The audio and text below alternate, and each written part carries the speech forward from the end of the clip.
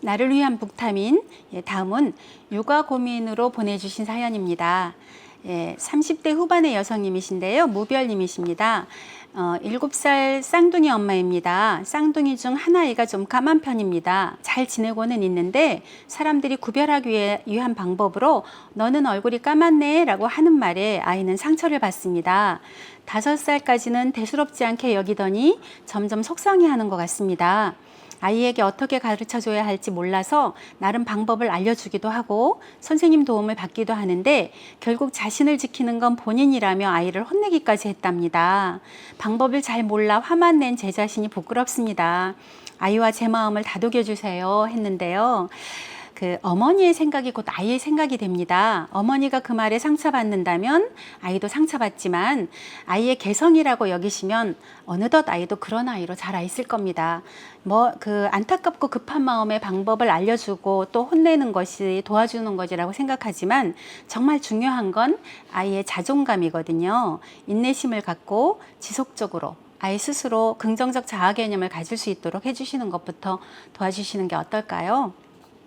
그다음 40대 여성이신데요. 보보맘님이신데 아이를 잘 키우고 싶은데 너무 어렵고 힘이 드네요. 아이를 잘 키울 수 있는 책 부탁드립니다 했는데 정말 가장 확실한 방법은 책과 함께 크는 아이가 되게 해주시는 거죠. 물론 어머니는 또 그 아이와 함께 성장하시면 되겠고요.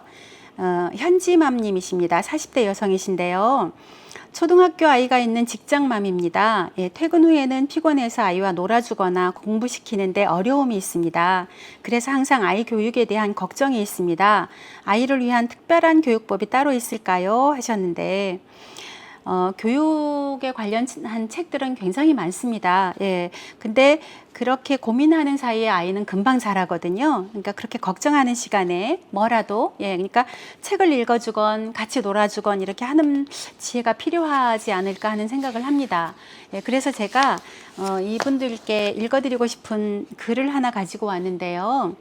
내 아이가 이런 사람이 되게 하소서. 메가더 장군의 자녀를 위한 기도입니다. 내 아이가 이런 사람이 되게 하소서. 약할 때에 자신을 분별할 수 있는 힘과 두려울 때 자신을 잃지 않는 용기를 주소서. 정직한 패배 앞에 당당하고 태연하며 승리의 때에 겸손하고 온유한 사람이 되게 하소서. 중간 생략하겠습니다.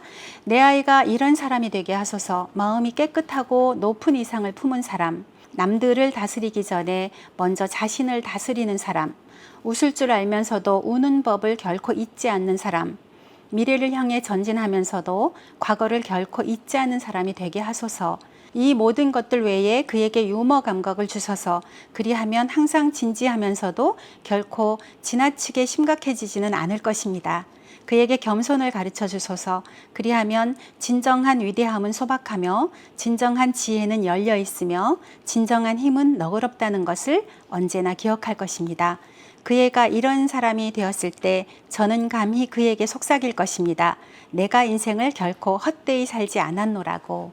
우리가 메가더 장군의 기도를 배워야 하는 이유는 요즘 너무 공부 위주, 지식 위주, 경쟁 위주에서 벗어나 훌륭한 인간의 모습을 가르치는 것부터 좋은 부모가 되는 거 아닐까라는 생각에서 읽어드려 봤고요. 그리고 오늘 제가 가지고 온 책도 마찬가지로 그런 의미에서 에밀이라는 책을 가져왔습니다.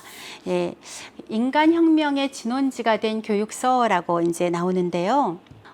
저자는 잘 아시다시피 장 자크 루소입니다. 루소는 스위스 제네바에서 그 가난한 시계공의 아들로 태어났죠. 그리고 어머니가 그를 낳고 며칠 만에 죽는 바람에 일찍부터 친척집 등을 전전하면서 자랍니다.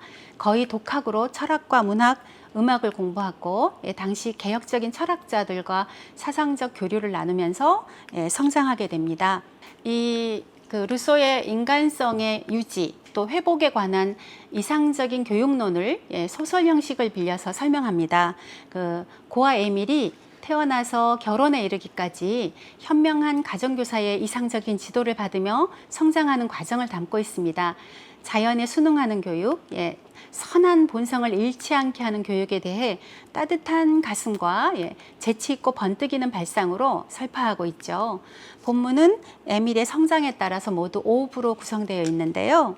보시면은 유년기, 예, 출산에서부터 5살까지, 그리고 아동기 5살에서 12살까지, 소년기, 예, 12살에서 15살까지, 청년기 15에서 20살까지, 그리고 성년기 20살부터 이제 결혼까지 이렇게 구분해서 그때 어떻게 이제 가르치면서 키워야 하는지를 설명을 해주고 있습니다. 네, 제1부 출생에서 5살까지는 발육에 대해서 논하고 있습니다. 이 시기는 아이의 발육을 억압하거나 왜곡하지 않게 신체 발부를 자유롭게 키워야 한다는 것을 강조합니다. 그리고 제2부 5살에서 12살까지에 대해서는 이 시기에서는 섣부른 지식보다는 사물에 대한 관찰을 또 경험을 통한 깨달음이 필요한 시기다고, 그리고 정말 중요한 건 서둘지 말라고 하고 있습니다. 그다음 제3부 소년기에 해당하는 시기인데 이 시기에는 감각에 이성을 더한 훈련을 실시해야 하는 시기, 즉 학문을 가르쳐야 할 시기라고 합니다. 그래서 타인의 지식이나 경험보다는 자신이 관찰에 의한 체현되는 지식이 중요하다. 그래서 편견이나 고정관념에 휩쓸리지 않도록 해야 한다라고 하고 있고요. 제4부 청년기의 교육은 15에서 20살까지인데 이때는 인간으로서 제2의 탄생기라고도 할 수 있다. 그리고 도덕적이며 종교적인 감정이 싹튼다. 또 성에 눈을 뜨는 시기이기도 하다. 그래서 기질의 변화와 함께 신체는 더욱 성숙해져서 성인으로서의 징후가 나타난다라고 말하고 있고요. 그다음 성년기입니다. 이제 에밀이 배우자를 찾아가는 과정을 그리는데 소피아의 관계를 통해서 결혼이란 무엇이며 남녀가 할 일이란 무엇인지 그 역할과 책임에 대해서 이야기합니다. 또 부부 사이의 윤리에 대해서도 언급하고 있습니다. 에밀에는 이렇게 아이가 탄생하는 순간부터 성년기 그리고 배우자를 찾아 가정을 꾸리고 사회의 일원으로서 그 의무를 다할 때까지 교육에 관한 모든 질문과 해답이 담겨 있습니다.